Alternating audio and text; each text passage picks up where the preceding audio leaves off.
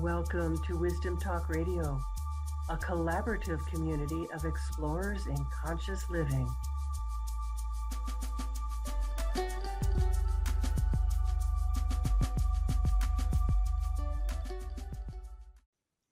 Welcome to today's episode of Wisdom Talk Radio. This is where we get to explore the depth and the breadth of conscious living and how to live an expanded life, and whatever that means to you. Join us to be inspired and encouraged and transformed, and to tap into a deeper sense of what's possible for you, a deeper sense of joy. So, a set of questions that in my book, Unconditional Remembrance, Your Connection to Source, asks are, what if you knew with every breath that you took that you were loved? And then, how would your life be changed? My guest today has an equally challenging and extraordinary statement about love.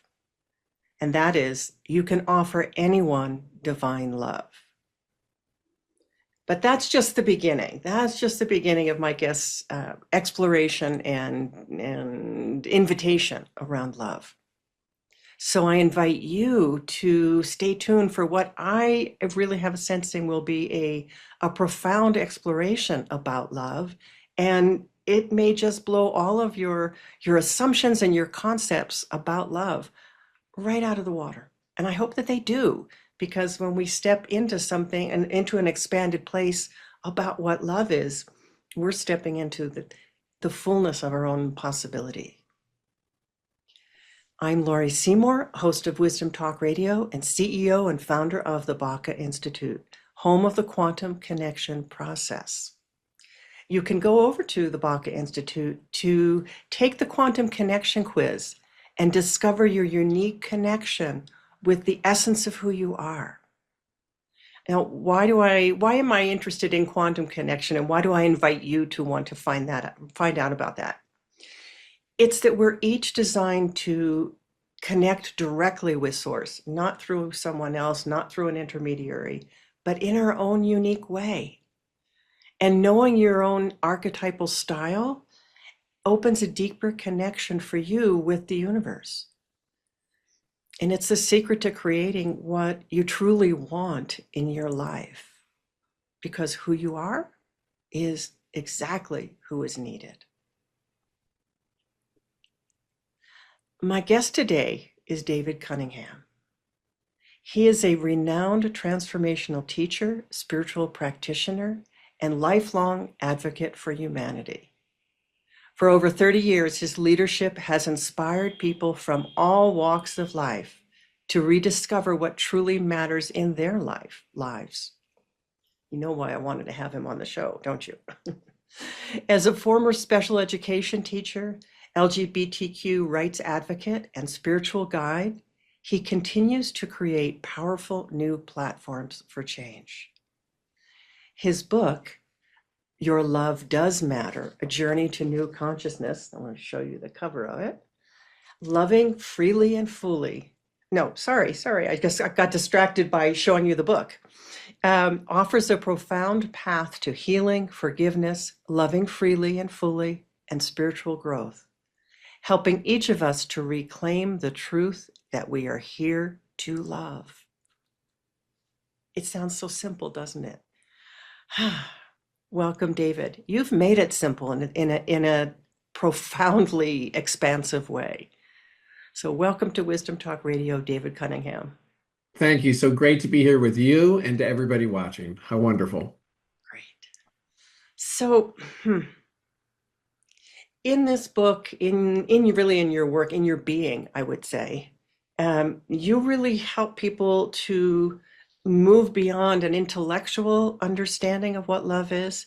We all have, we have our intellectual understandings, we have our pictures, we have the, heart emojis and the Valentine's cards. But how have you brought people into actually living as love, which is a very different thing than an intellectual understanding? Yes, Laurie, I think it starts with relating to love as a way of being. A way of being. Most people relate to love as an emotion, maybe. I Mhm. feel love, or as a thought, like I think I love you. Or people relate to love as an action, like giving a Valentine's Day card or giving somebody a hug or a kiss. But there's a different domain of life called who we're being. So there's what we have. We have emotions, we have thoughts, just like we have cars and we have houses. There's a domain of life called what we do. We, say I love you. We go skiing in the Swiss Alps. There's things we do. Mhm. But there's a third domain of life called who we be as human beings. So we can be generous, we can be stingy. Mhm. We can be tender, we can be cold. We can be respectful, we can be disrespectful. I offer relating to love as a way of being. It's one of the ways we can be. We can be loving, we can be hateful, we can be loving, we can be condemning. Being loving. And why is that so important to have it be a way of being? Two reasons. One is because that is the domain of life that gives us the total quality of our life. So you'll notice what we have doesn't give us the quality of our life. Mhm. I could have a beautiful car and be miserable. I can have no car and be perfectly happy. What we do doesn't give us the quality of our life. I could be skiing in the Swiss Alps, miserable. I could be cleaning my basement, completely happy. The one thing that gives us the quality of our life is who we're being. If I love who I'm being, I love my life. For instance, I notice when I'm being generous, Mhm. I love my life. Mhm. When I'm being stingy, I don't care how justified it is, I don't love my life. When I'm being respectful, I love my life. When I'm being disrespectful, I don't love my life, no matter how justified it might be. So the first lesson is love is a way of being, is that's what gives us quality of life. So you'll notice we are the happiest in our living when we're being loving. Mhm. That's one thing. And then the second really important thing is we don't have a say about what we have. I could have a car one minute, it's gone the next. I Mhm. can have a job one minute, it's gone the next. We don't have a say about what we do. I can show up at the airport on time for my flight and my flight's canceled, so I don't get to fly. Mhm. But we have total say at all times, under all circumstances, about who we be as a human being. Mhm. So the good news is the one thing that gives me the quality of my life, who I'm being, is the one thing I have total say about. So when we relate to love as a way of being, we've got our hands around the quality of our own life 100%. Mhm. Wow. I always or often talk about love as a frequency as opposed to an emotion. Hmm. It's a vibration, it's a sensation almost, Hmm. and it is a dimension that we can enter into at a deeper and deeper level to, in a way, Yeah. to discover more about what it is and in its fullness. So to put those two conversations together, Uh-huh. so if I'm being loving, I would be embodying that energy of love. I would be expressing that energy of love into the world. So that's how those two conversations come together. Okay. Thank you. Thank you. And so in your everyday life, how is that showing up? How do you both embody that and live it? And then how do you invite people into that? Well, Laura, here's what I'm really excited about. Okay, I've invented this notion called that we have a love footprint. And as we're pulling the world's attention and awareness to that we have a carbon footprint, Hmm. I'd like at the same time to pull our attention to and our awareness to, hey, we have a love footprint as well. In other words, every time I leave an interaction, it might be with a clerk in a store for 60 seconds, or it might be I've worked with a colleague for 2 years. When I leave that interaction, I left something behind. What did I leave behind? Did I leave behind resentment, Hmm. opinion, argument? Did I leave behind judgment? Or maybe in somewhere in the middle, I just left behind indifference or, you know, ordinariness. Hmm. Or in fact, when I leave that interaction, like 60 seconds with a clerk in a store, Hmm. leave behind an experience of love. Does that person, are they experiencing love when I walk away? So it's called our love footprint. And I for one, in my personal life, in my daily life, how this works in daily life is before I go into an interaction, I ask myself, okay, what am I committed to leave behind? Hmm. And then when I leave, I do a little report card on myself, what I leave behind. And sometimes I get a good report card, sometimes not such a good report card, but a not good report card is always an opportunity to self-correct right away. So Right, right, yeah. right. You can dissolve that dissonance, so to speak. Exactly, exactly. So, what's our love footprint? I just think it's a great question to put in front of humanity right now. Mm. So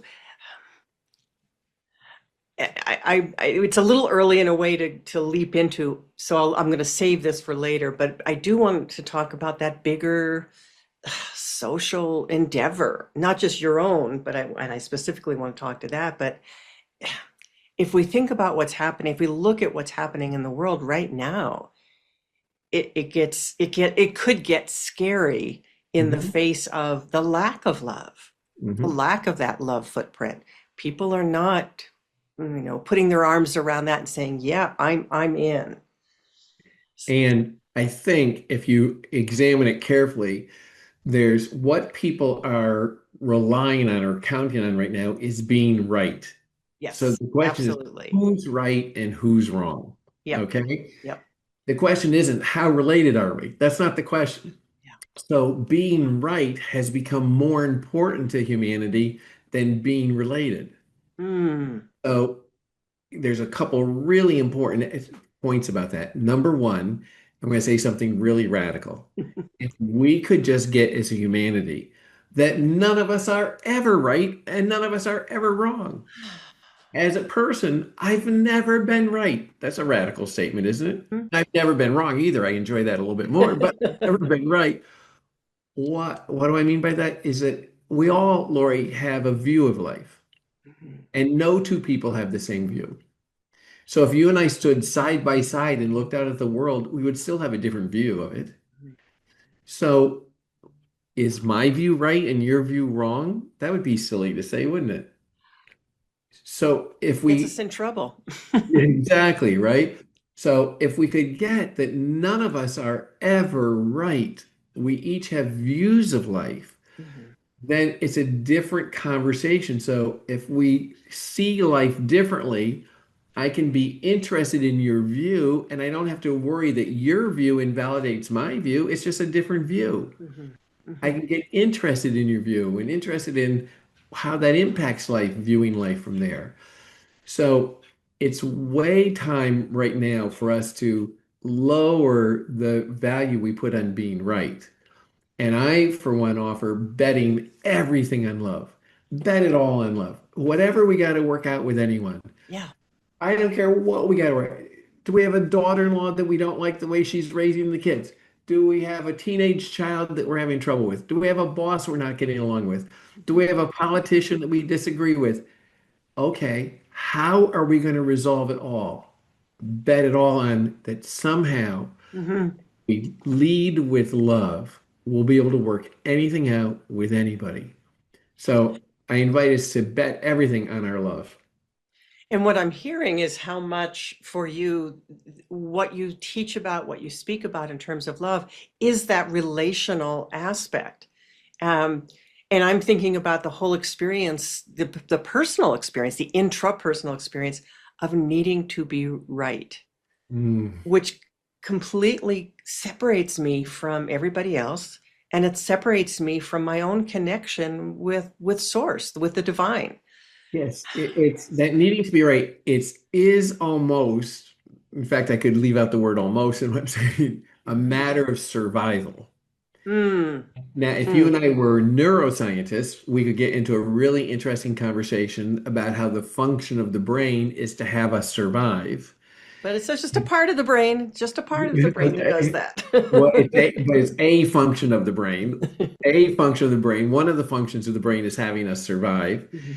And if you and I get convinced that our our being right is connected to who we are, then it'll be a matter of survival to stay right, to be right, 'cause Exactly. it's like having Exactly. us survive. Exactly. Like But then we can't ever do anything new. We can't ever really be creative because creativity lives in the beyond that, beyond the being right, in the space of what is unknown yet. beautiful. Yeah, very powerful. Yes, yes. So, anyways, if we could shift our emphasis, our Mm. priority from being right to, okay, let's have love be present. And I don't mean it to sound Pollyannish or anything. It's a matter of it's not even altruistic, it's not even moralistic. It's just when do we love our lives?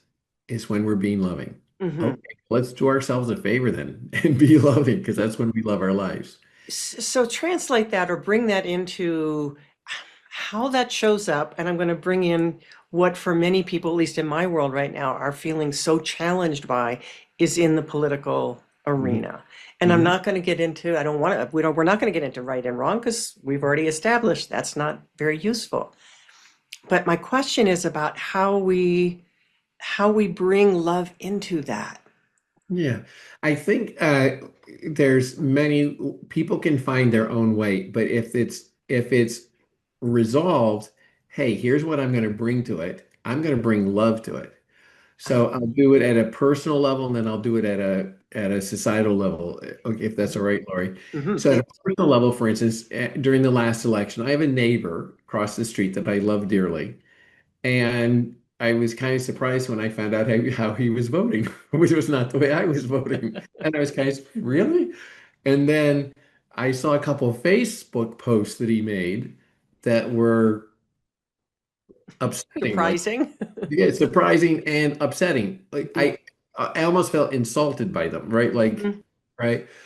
One of his Facebook posts said something like, and if you think that way, you should get your head out of the hole you're in with media and stuff like that. It was like, Mm. okay. All right. So I said, something's going awry here. So all of a sudden I saw us beginning to like have a separation in our relationship just because we're voting differently. Like, how could that Mhm. happen? Called him up.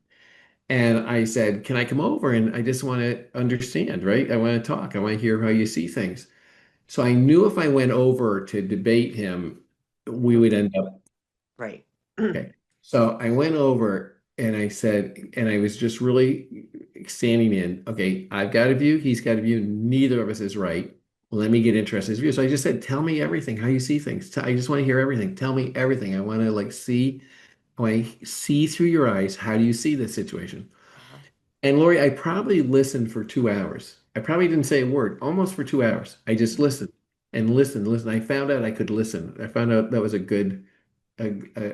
great skill to have at that point. Listened and listened and listened as he shared with me how he saw things. Now you can imagine that during that time, I saw a lot of things differently, but Mhm. that's not the point. Right. The point is, how did he see things? And it made sense to him then how he was voting. So there was zero argument. And when we left, we still saw things differently, but we left truly appreciating each other, connected. Hmm. Did We, he offer you the same listening, the same uh-huh, tell me uh-huh, how you see uh-huh. things? Yeah. And I learned though that really it's really important to let them go first. A lot of times I want to go first. Listen to me Hmm. first. Sure. Well, that's still that convincing mode. That's right. That's right. So rather than trying to be convincing or logical or right or anything. It was like, okay, I'm going to love this guy. And so that's at that level, the personal level. Okay. Hmm. Thank you. Then, but we can also, I think it's important that if we resolve, are we going to do something about it at a different level, right? Hmm. So Hmm. I resolved for myself, yeah, I was going to. And I think it's perfectly all right to go, no, I'm not doing anything about it. I don't like the current political environment. And what I'm going to do about it is nothing. I think it gives a person power to resolve what they're going to do about it, Hmm. even if the answer is nothing. Hmm. But I Because said, that's a choice. That's instead that's a of a choice. default, that's an active choice. Yes, exactly. I think it's very important. But then at the same time, I thought, okay, there is something I want to do. So I came up with the idea, two things. One is my book. So actually, while we're talking in the mail right now, the post postal people around the country right now Yeah. are delivering a copy of my book to every member of Congress and the president and the vice president. So, and different governors around the country as well. So the book is being delivered, right? I was committed to get my book to every congressperson, the president, the vice president, especially. Just get the book to them, and then Hmm. I'll follow it up. I put a gracious letter in it, to introduce it, give them my book, and that was an action. I thought I can take that action. Hmm. Hmm. All right. I actually wanted to give other people an opportunity to participate. So I put on Facebook that anybody that wanted to participate in that could. For 20, you want to sponsor a book going to Congress, for $20, you can sponsor one of the books. So Hmm. about 300 people did that, which I was really pleased with, right? Great. So there's 535 copies of the book going to Congress as we speak, and there's one to the president, one to the vice president. So that. Then I also thought, okay, that's great. That's putting love into the conversation, right? Hmm. That's what I'm saying. I'm not saying any opinion in, none, zero opinion. I'm Hmm. sending love in. That's why I'm sending love. Okay. Then I thought I came up with another idea called Love Goes to the Capitol. That's my project. Love Goes to the Capitol. Yes. And I So, love it because this is what I wanted to ask you about that. So this is great. You just brought us into it. all right, great. So I'm starting in Pennsylvania because that's where I live. We're going to go to the state capitol. Hmm. And I'm committed that if we do a project one a week for 52 weeks, a year. So I've got Hmm. 52 projects to come up with. I've come up with the first three, where we go to the Capitol and just infuse love into the environment. So the first week, I'm going to take, I do some volunteer work with guys right out of prison. I'm going to take a group of the guys, Hmm. we're going to go up, and the guys that were formerly incarcerated, we're going to deliver an orchid to every legislator. That's it. No political talk, just deliver an orchid to it. Next week, I'm taking a group of trans teenagers to the Capitol. And all we're going to do is we're going to open the doors graciously for legislators as they come and go. No political talk whatsoever, just an act of love. Hmm. The next week, I'm going to take a group of moms on food assistance programs up. I'm going to have them deliver a letter of acknowledgement to every legislator. That's it. Zero political talk. Do you understand? Hmm. Pure acts of love. And I'm committed, Lori. I may be Pollyannish, I don't know, but I'm committed that if I do 52 projects like that, one a week, every week for a year, that it's got to somehow put a different energy in the environment of the state capitol. And then I'm going to post about that. So if people in other states want to pick up that idea and run with it, I'll love it and support them in doing that. Okay. But Okay, so this is all for all the things you just described are all for Pennsylvania. the books are to No, Congress no, and no, I know, but these three endeavors. yeah, are at the state capitol in Okay. Pennsylvania. So, and the project's called Love Goes to the Capitol. So you get to also, I mean, there's something very potent, not only about that. I mean, that we'll go into in a moment, but the people that are going for each of these. So it's not just you. You're Mm-mm. actually taking people. They have to be there in that same framework, in that same energy, really. Yeah. If we do any argument about who's right and who's wrong, it'll ruin the whole thing. Hmm. We really have to leave that, and again, you can't try to just suppress it. I know I'm right, but I'm not going to say so. Right, right. That No, doesn't it work. doesn't work because people feel But it. they do. We've got to, as society, discover that we're never right and we're never wrong. We have views. Hmm. And it's impossible if you stand in front of my house and I stand behind my house, we have different views. Which one's the right view is a silly argument, is it not? Hmm. We just have different views. So if we can actually discover as a humanity that right and wrong is a made up paradigm that is not useful. Hmm. So even when people are saying, well, no, what you're doing is wrong and it impacts my world, whether it does or doesn't. So therefore, I want to crush you. Yeah. I want to wipe you out Yeah. in whatever way that means. I mean, that I, more metaphorically, but I do have an alternative. I mean, we could use the words good or bad too. So okay. if you'll notice, Lori, that whole paradigm hasn't been useful. For Oh, instance, telling people that it's wrong or bad to do drugs doesn't have them stop doing drugs. hmm. Even horrifyingly enough, telling people that it's wrong or bad to molest children doesn't have them stop molesting children. Hmm. First off, it doesn't work. It's not effective as a paradigm. Yeah. Second off, it's the source of every argument. So every argument, and everybody watching, I invite you to examine, just think back on the last 10 arguments you've had with anybody about anything, Mhm. they've all been about who's right, who's wrong, or what's good or what's bad. It's the source of every argument, and it's not effective. So, how about an alternative? Here's an alternative. Okay. Mhm. What works and what doesn't work? That's a different question than what's right or wrong. Like, what works? Let's just do a silly example. Let's suppose you have two young children, and let's suppose you have a 5-year-old and a 3-year-old, and the 5-year-old hits the 3-year-old. Mhm. And now the first tendency, because we've all been trained to this, is that's bad. That's a bad boy. Bad boy. You should not hit your brother, right? Bad, that's not good. Mhm. Notice that doesn't help much. Doesn't get them to stop hitting their brother. It just causes a lot of upset. All right, how about what works? Hey, that doesn't work when you hit your brother. Look what happens. When you hit your brother, he starts crying. Mhm. When you hit your brother, we have to stop playing the game. When you hit your brother, you have to go to timeout. No, it's just not, I don't think you want that. Do you want your brother to cry? Do you want to stop the game? Do you want to go to timeout? No, we don't want any of that. So Mhm. hitting your brother actually doesn't work for you. What would work? What do you want? You want to play a game? What would work? Oh, so a different paradigm than what's right or wrong is what works and what doesn't work. Mhm.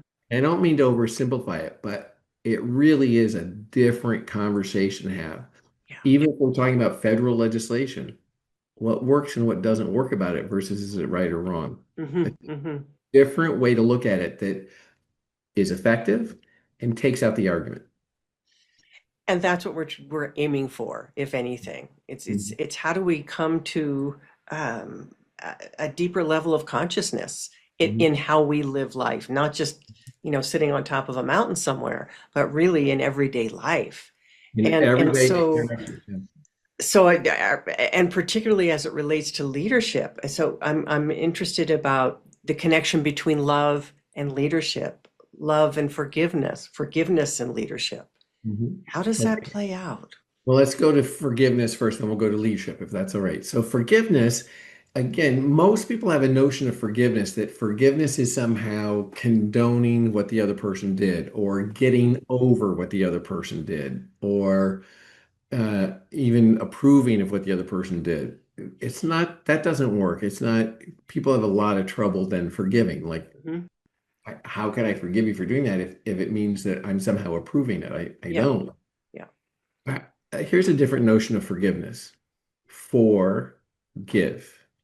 I give my love like I did before anything happened. See, if you go back to love as a way of being, loving is one way of being, resenting is another way of being. Mhm. I can love, I can resent. I can do equal. Both are equally available to me. I can love, I can resent. What's the quality of my life while I'm loving? Right. Quality of my life while I'm resenting. Yeah. Ah, I know when I'm loving, I'm a happy guy. When I'm resenting, I'm suffering. Mhm. All right, well, I choose loving then. So forgiveness is I give up resenting. Mhm. I love. I give you my love. It doesn't condone what you did. It doesn't approve what you did. In fact, it has nothing to do with what you did. It's me consciously choosing the life I'm going to live. And I choose a loving life versus a resenting life. Mhm. That's a different paradigm of forgiveness that I think it would be Mhm. really easy for people. Mhm. Okay. Yes, It's not about the other person. It's not even for the other person. It's for me. exactly. It gives me It's my my choice about my life.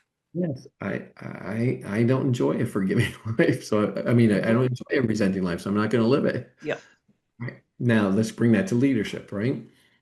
So I assert, Lori, that when people are free, they love. When people are free, they naturally love. So it's become normal to judge. It's become normal to resent. It's become normal to argue. But normal and natural are two very different things. So just because Mm. something's become normal doesn't mean it's natural to us. Mhm. I assert that when we're free, we naturally love. Free from what? Free from resentments, opinions, free from regrets, free from judgments. When we're free from those, we love. So the job is to set ourselves free. It's not to become more loving. I would never say to somebody, "You should be more loving." That's like a terrible thing. Well, that's That's a judgment. It's a judgment, plus they already are loving. It's Mhm. just something's in the way. That's Yeah. all. Yeah. So I would never try to turn somebody into a loving person. All I would do is try to figure out what's stopping them in the first place. Oh, they've got that opinion, they got that resentment. Let me see if I can put that aside for them. Hmm. And when you do, you love. So the basis or the bottom, I want to say the foundation of all of us is love. And I truly know that. I won't even say I believe that. I Mhm. know that to be true. Like a But we get knowing. out of our Mhm. own way. Mhm. Yes. So, and again, if people get, oh, my opinions, like, what do I do with my opinions? Well, what doesn't work is to try to talk yourself out of them. Okay. Okay. So I think that music is bad music. All right. It's good music. No, that doesn't work. Or, Yeah. if I think, my son-in-law or my daughter-in-law, if I think my son-in-law and daughter-in-law is lazy, all right, well, no, they're not. They're really, no, that doesn't work to try to talk ourselves out of our opinions. Mhm. Here's what works with opinions is set them aside. So right now I have this glass in front of me, and you'll notice it's silly argue to try to say, oh, this isn't really a glass. No, to try to talk myself out of it makes no sense. Mhm. But the glass is occupying space. So where the glass is right now, I can't do anything else because the glass is there. Mhm. What can I do with it? I can put it aside. Mhm. I don't have to fight it. I don't have to argue with it. I can put it aside. I can even pick it back up if I want to. Mhm. Mhm. But where the glass was, there's now space for me. So with opinions about other people, oh, I don't have to fight them. I don't have to fight the opinion. I don't have to talk myself out of it. I can just put the opinion over on the side. Where the opinion was is now a space where I can communicate, I can be related. Mhm. So I offer that for people. People have a hard time with their opinions. They kind of wrestle them like an alligator. No, what we can do with things is put them aside. And I invite people to actually practice putting these, like, I'll put my glass aside, I'll put my wall aside. Practice putting things aside till you decide, find out about yourself. Oh, I can do that. I can put things aside Mhm. Mhm. and I can just leave them there. I can pick them back up when I want to. Right. And Right. if you practice that a few times, you'll actually say, well, look, I can do that with opinions. I can do that with resentments. I can do that with judgments. And when you do, you'll find out that what comes next is naturally loving. And you also discover how much better that feels. Oh, boy. Not good or bad, Mhm. although it is. I mean, it is in the way, in the quality level, not in the opinion level. Yeah, you'll begin to discover joy as distinct even from happiness. Exactly. Okay? Because that's a really interesting point. I often will speak about happiness as it's that emotional roller coaster, happy, sad. Mhm. And it's an emotion. It is Mhm. not that kind of more substantial experience of what I call joy, which is sustainable and it doesn't have that up and down and yep, I'm on the roller coaster and now I'm this way and now I'm that. Mhm. And the joy is always there, ready to be experienced. Hmm. When something's in the way, take whatever's in the way out of the way, and the joy is right there waiting for us. And it's not dependent on someone giving me something. Oh, I'm happy because my partner gave me a gift or said I'm beautiful or, whatever. That's the ephemeral nature of the emotion. And really big lesson is the other person can't give us love. See, this is where a lot of relationships get in trouble is we think the point of being related is I'm supposed to get love from the other person. Mm, No, they can't give us love. If you love me and I'm cranky while you're loving me, I don't experience love. I experience crankiness. hmm. You could be adoring me. And if while you're adoring me, I'm being cold, I don't experience adoration. I experience coldness. Hmm. So it's really important we find out the other person can't give us anything. Well, then why be with somebody? That's a good question. Like, well, then why be in a relationship, right? Oh, here's how come. Because I don't get to be somebody if there's nobody there. I don't get to be generous if there's nobody there to be generous with. I don't get to be tender if there's nobody there to be tender with. I don't get to be compassionate if there's nobody there to be compassionate with. When you get that, you get grateful for the presence of anybody in your life. because it Mm. gives you the opportunity to be somebody. Wow. That's the point of relationships. I get to be. Mm. I get to be, and I get to witness who I be. Yeah. There's There's something about the mirror of that. a real personal story is when I have a husband and we've been officially married, legally married since 2014 when it became legally. We've been Mhm. together for 31 years. So back in 1994, we had our commitment ceremony, right? And our vows went like this. I said, his name's Bill. I said, Bill, I expect nothing from you. And I promise you, you'll love every day of your life you're with me. And he goes, good, David, I expect nothing from you. And I promise you, you'll love every day of your life you're with me. Well, it's the point was that we were with that profound understanding, the other person can't give us anything. Mhm. Mhm. Our joy, our fulfillment comes from who we're being. All they provide is an opportunity to be somebody. And the So, only time Bill and I get in trouble is yeah. when it breaks that understanding, and it's usually me. So there we go. But it is that commitment to yourself. Mhm. It's that commitment to ourselves to say, what do I want in my life? Which is we're taking it back to where we began.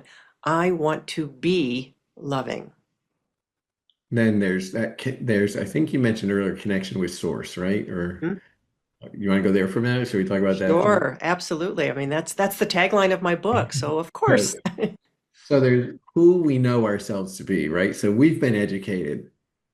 We've been educated that we are this thing over here separate from everything else. Mm. How did that happened? It was easy. We named how everything gets separated from everything else is naming. You notice you take one piece of dirt, you call some of it Canada and some of the United States. And now you've got one piece of dirt made into two different things. Mhm. You take one block of time, you name some of the time Monday and some of the time Tuesday. Now you've got two different days. Mhm. But what there is to notice is the only way things get separated is by giving them different names. Mm. So we got named. And when we got named and we actually discovered we were named, somebody said, what's your name, little boy? Or what's your name, little girl? And we like identify ourselves. We had then separated ourselves from everybody and everything else. Wow. That's how we got separated. Yeah, that's a whole other aspect. I write a lot about separation. This brings up in a whole other piece that I haven't thought about.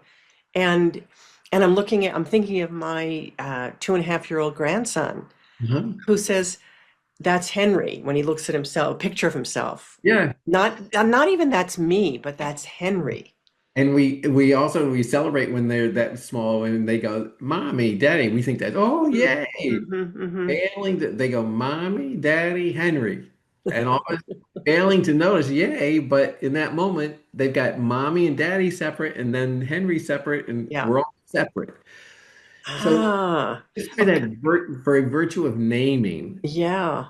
I just want to put this in because it's so adorable that he will say, when are mommy daddy coming back? Where's mommy Uh-huh. daddy? So he Uh-huh. has put them together Yeah. as Yeah, you they are hear the it. people that are kind of my most intimate others in my Yeah. life. Yeah. Yeah. Yeah.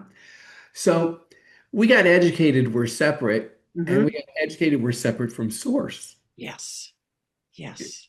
Whatever name people give it, there's, you know, light, God, whatever name people Hmm. have different in different views, there's a different name for it, and so we're not it.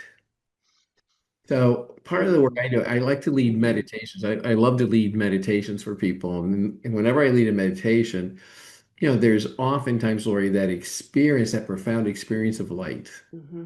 of source of God that happens during meditation. And what I like to do is when that experience is there, is to have people go, that's me. Now, for that to become real for us, though, we have to set aside, like I put the glass side, set aside those other beliefs and get, oh, I was educated that I'm just this one body over here. I'm this body, this thing. Let me put that education aside. I can pick it back up later if I want. But let me suspend that belief for right now. and be willing to experience this light, this love source, and go, there I am. That's me. And to identify not just because some people say, I experienced the light within, which is awesome. However, you notice there's still a you separate from the light within. Mm-hmm. Mm-hmm. I'm really on a kind of, I got a bandwagon going here. Mm-hmm. Oh, all right, what's it going to take for us actually to experience ourselves, relate to ourselves Mm-hmm. as the light? Mm-hmm. Mm-hmm. Okay. And then live that life. So when I meditate, I experience it. I go, that's me. Then I go, okay, now, then I anticipate my day. What am I going to do today? And I experience, or sorry, I imagine walking into that next experience, that next interaction as light and Mm-hmm. begin to imagine what can happen if I walk in existing as that. Exactly. And it Exactly. brings it into my daily life that way. Yeah. And it then helps us to go beyond all the separation of the dirt.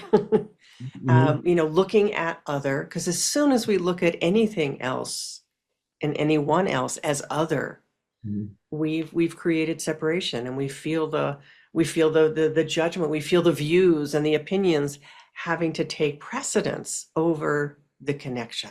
Yeah, This way back a while ago, I was a director. I started out as a special ed teacher, but then I was a director of a nonprofit in Connecticut called the Connecticut Justice for Children Collaboration. Mhm. Then I was one of the directors of the National Committee for Prevention of Child Abuse. And in the work I did with abusive parents, Lori, one of the things I that was so core to it was other. The child's not me. Ooh. See, because that's what allows for abuse. How could it's Hmm. not me? Well, let me play with that with you a little bit, because I'm absolutely willing. I'm excited to think about that idea. Well, um, but I also think it's that child is me, and I hate myself. Okay. Therefore, abusing them is okay because I'm eradicating or trying to eradicate something in myself. Mhm. I think that would be the source of some of the anger. Mhm. Okay. But for me to injure that object over there, now, can we injure ourselves? Yes, people do that. Mhm. There's some people, you and I could go into a whole psychological, psychiatric conversation about self-mutilation, even suicide. Yes, there's self-injury. But even how we think and talk to ourselves Mhm. is, it can be so damaging. I spent a lot of years as a psychotherapist, and I got to see that daily. And something that makes it something that while all that is accurate, if you look at the otherness, what that the amount of violence or abuse that allows is extreme. Okay. Mm-hmm. So I think that at that level, at a very heightened level, or even an Hmm. extreme level, the otherness is a one, not the only, but one of the key ingredients that allows for Yeah. it. Okay. Then again, the paradigm of right and wrong. So you bring right and wrong and otherness together, and you've got an enemy out there. So anyway, it's a new consciousness is called for, and I think it's happening, Lori. It's not happening as Mhm. fast as we'd like, but I So what do you think we can do? And well, what do you, this, it really is a moment, yeah. for us to be able to anchor love. Yeah.